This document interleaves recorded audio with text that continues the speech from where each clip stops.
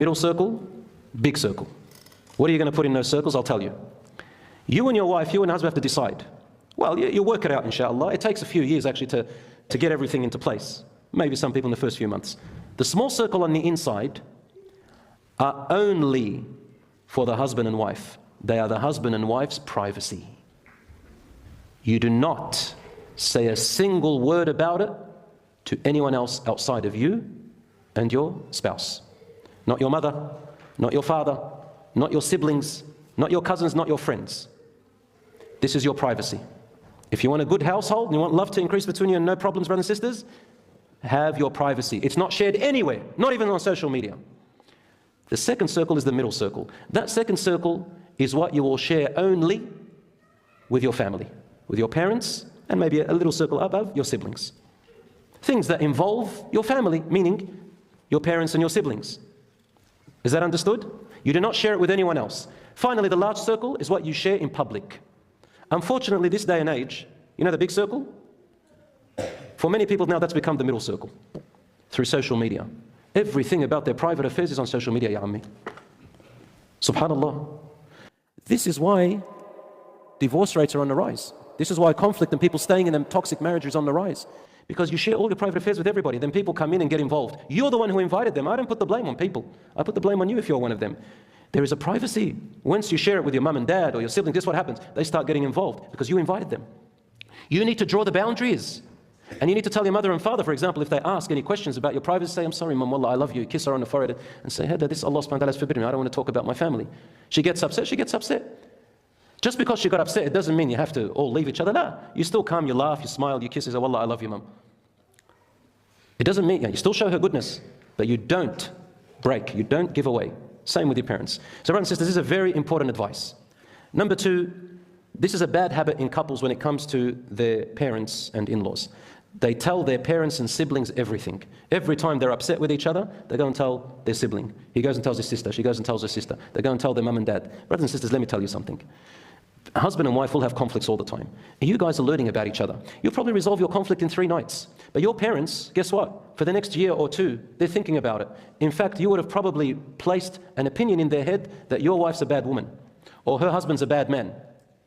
Do you understand what happens? Don't talk about everything to them and don't follow everything they tell you. Number 3, living separately. We said that. Live separately to your in-laws. Don't be too close. Trust me on that one. Get your privacy because it lessens your stress. Number 3, this is a very important point. Naming and raising your children. In some cultures, this is my culture, the parents of the son think that they have a right to oblige their son and their daughter-in-law to name their children by their parents, by their grandparents' names. A son, let's say a son has his first son, and he and his wife want to name him, for example, Muhammad. But the husband's father is Ahmed. And they don't want to name Ahmed. So his parents come in and they make a big fight, big conflict, if he doesn't name after his father. I personally have seen many couples divorce and big wars, wallahi, because of this one problem. Where in the din does it say you have to name? Oh, because you love them. Get this out of the way. Love is not shown by naming a child by your name. Love is with treatment.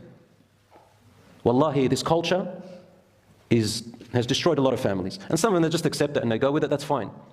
The right of naming the child is for the mother and the father only. No one else. No one else. Wallahi, I know families, the mother, the grandmother or the grandfather, they told all of their son's siblings to cut him off and to hate his wife because he didn't name after his father. Isn't that a major sin?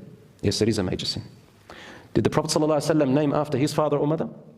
Did any of the Sahabas grab this and say, name after? No. But then they come, oh, it shows your love. Okay, keep that aside. That's a culture. And anyway, that's the right of the mother and father. Lastly, when in-laws wrongfully involve themselves. Sometimes the husband or the wife don't know to listen to their wife or to listen to their mother, to listen to her husband, to listen to her father. My brothers and sisters, let me give you a formula to how to separate the two. Let's say you're the son and your mother demands something from you. This is how you look at it. If what your mother tells you to do, just give you an example, mother tells you to do, is about you personally, then obey her. For example, she says, son, drink this milk that I made. Yeah, and she must have, or drink this sweet that I made, eat it. Obey your mother and eat it, because that's you. Son, help me lift this thing up. Okay. Son, can you take me tomorrow, call the doctor for me, make me an appointment? Yes. But if she tells you to do something that involves something that is shared with your wife, then that is not her right. For example, she says, son, I want you to have your wife pregnant within the next 2 years. I want a grandchild. Wallahi, I've heard some parents that go, if it's not a son, it's not a grandson, I don't want it. Wallahi, I've heard this. If it's not a grandson, I don't want to see it. Yani, how far do you go? That is the right of the son, of the father, of the husband and wife. The mother has no right to do that. He doesn't obey her.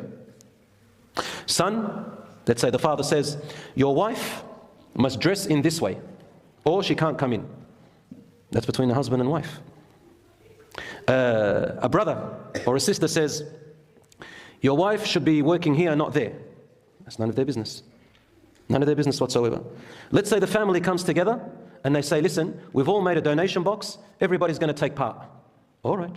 The siblings can take part, but their husbands and wives, they don't have to. Nobody has the right to force them and say, why didn't they come in? And if they don't donate and do whatever the family did, they look at them funny. Every time they come in the house, her, him, they're stingy, they don't even take part, they don't love the family. Wallahi, this is haram. This is how you divide people. If you love your children, you love your siblings, get out of their business. Leave them alone. And if they do that to your brother and sister, khalas, have a distance. Have a distance between you and them, because you don't want to destroy your family. Don't cut them off, but have a distance. Even if it means the son just goes and visits his parents, and the wife from time to time. Doesn't matter. Sometimes they say, your wife has to help in the house, the parents' house, just like your sister-in-laws do. Now, if that's a custom and a tradition, it'll be nicer for the wife to help out of her own goodwill, but she's not obliged. And I say to my sisters and brothers, no, help your in-laws. Do good things, because you're building the love anyway. But what I'm saying is that when it comes to a point where it becomes like a force and the wife or the husband, they're tired, they're being oppressed, well, you can back off, you don't have to. And lastly, the cultures and customs, I said it, help each other, inshallah. Finally, brothers and sisters, marriage is about harmony, love, and getting together. Be good to your in-laws. Be good to your your sister-in-laws, your brother-in-laws. Be good to your wife and husband's family. Be good to each other. Do extra to what you can. If there's conflict, you and your wife, you and your husband sit down and talk about it. Say, how are we going to deal with my mother's jealousy? How are we going to deal with my father's stubbornness? How are we going to deal with my sister or my brother? The wife and husband can talk together and come to a mutual agreement. And for example, one last example, I know a couple, they lived back in Lebanon. They lived in the same apartment, the same building, and it's apartments, right? So the parents are at the bottom, and then the siblings are on top in each different apartment. So what happened was every time the son would come in, he would go up to his wife first, because she's second floor. And his mother would be watching.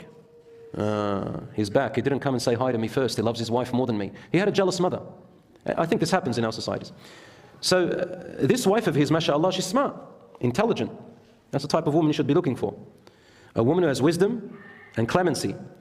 She sat with her husband and said, listen, I can see what's happening. Let's come and work this out together. I know you love me. He says, well, I love you, but my mother, she says, I understand. Your mother has authority over you. I'm a mother too. Let's agree on this.